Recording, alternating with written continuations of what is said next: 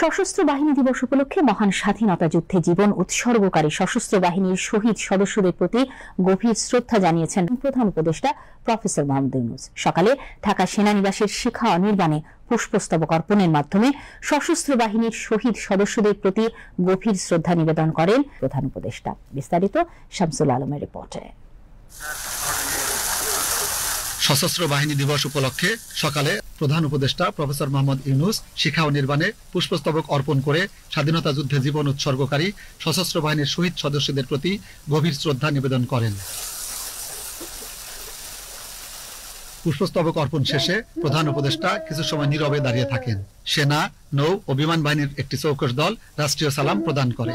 এ সময় বিগলে বাজানো হয় করুণ সুর। তিন বাহিনীর প্রধানগণ এ সময় উপস্থিত ছিলেন।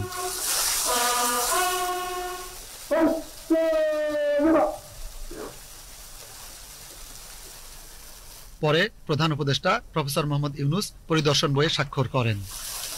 সশস্ত্র বাহিনী দিবস উপলক্ষে তিন বাহিনীর প্রধানগণ সশস্ত্র বাহিনী বিভাগে প্রধান উপদেষ্টা প্রফেসর মোহাম্মদ ইউনূসের সঙ্গে সৌজন্য সাক্ষাৎ করেন।